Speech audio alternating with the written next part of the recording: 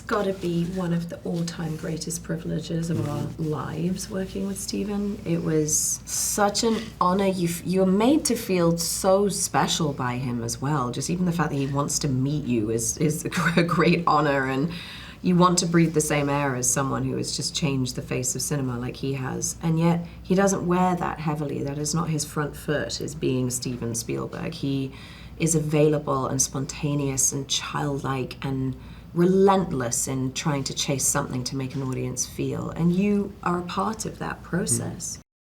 Yeah, it's true. It's a bizarre thing to say out loud. You've been in a Steven Spielberg movie. Yeah. It's even stranger to be sat doing interviews with him. But then at the same time, he is just the most humble, most kind, generous, excited, curious. It's like I imagine every movie's like his first. He's still so inquisitive. Yeah, it was a dream. I see them as quite classic Spielbergian characters. I think they're idiosyncratic, they're outsiders.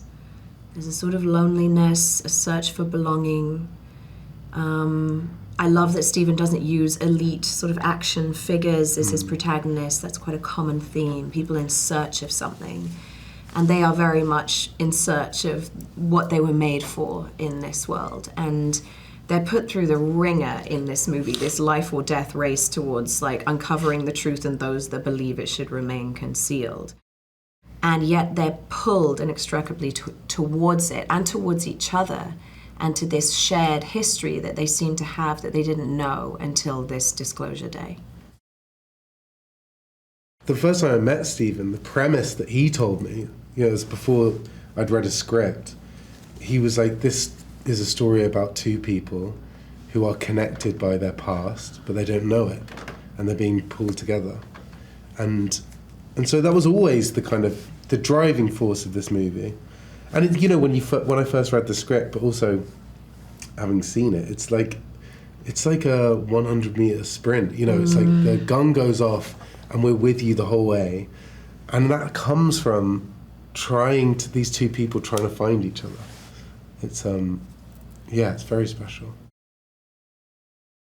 Well, I think these are questions and secrets and mysteries that have followed us for centuries.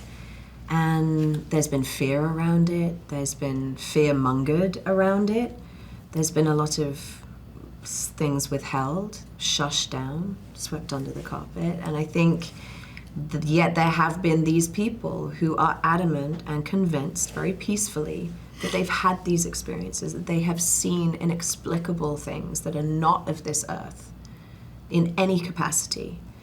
And I think when I started to kind of research all of this for the movie, it just became inarguable that these experiences people have been authentic ones. And so I think that the film explores maybe the injustice that these truths are being hidden from us, and maybe we have an awful lot to learn. I do find it interesting that the common theme amongst every single person who's had an experience, whether it's a fighter pilot or a person on a farm, they have been non-violent, non-hostile interactions. So maybe that's a positive message. Yeah. I think right now we're living in a very hostile, very fractured world. There aren't many bits of information that we could receive to give the world a bit of humility. And as Emily just said, these visits have been non-violent as far as we know. So maybe there is something we can learn.